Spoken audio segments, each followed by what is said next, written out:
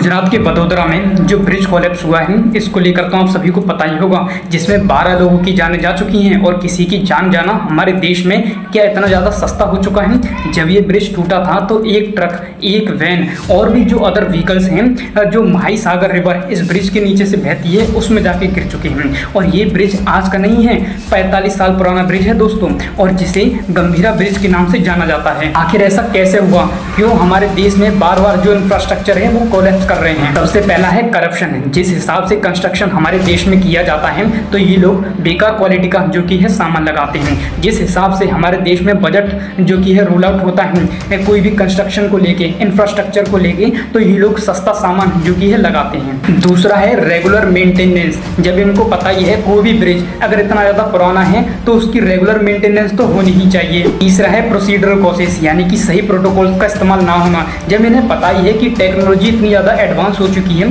तो सही engineering technology का इन लोगों को इस्तेमाल करना चाहिए। चौथा है लैक ऑफ इंस्पेक्शन और पांचवा है क्वालिटी कम कॉस्ट बेस्ड सिलेक्शन। अपने किसी भी जान पहचान वाले को ये लोग टेंडर दे देते हैं। अगर सरकार ने 2000 करोड़ का बजट निकाला है तो 5 से 10 करोड़ का तो मिडिटरी खा जाते हैं। ग्रामीण क्षेत्रों के विकास के लिए भी सरकार ने कई सारी योजनाएं बना रखी हैं, जैसे कि प्रधानमंत्री ग्राम सड़क योजना, भारतमाला स्कीम। अगर फिर भी हमारे देश में इस तरह की कोई भी दुर्घटना होती है तो जो आम जनता है वो आखिर किससे सवाल करे। इन सभी हादसों से लोगों की जानें तो जाती हैं, साथ ही हमारे देश के अंदर से जो रिसोर्सेज हैं वो भी खत्म होते हैं। और हम बात करते हैं सस्टेनेबल डेवलपमेंट की, और इसका एक डायरेक्ट इम्पैक्ट हमें IIP पे देखने के लिए मिलता है, जिसे इंडेक्स ऑफ इंडस्ट्रियल प्रोडक्शन के नाम से जाना जाता है। जैसे सीमेंट हो गया या फार्मा जो इंडस्ट्रीज है उनपे उनका जो परफॉर्मेंस है वो भी हमें डाउन होते हुए दिखता है। अगर इकोनॉमिक टर्म्स में बात करें, अगर देश में कहीं भी इंफ्रास्ट्रक्चर डेवलपमेंट होता है तो जिससे क्या होगा, लोगों को जॉब मिलेगी। अगर जॉब मिलेगी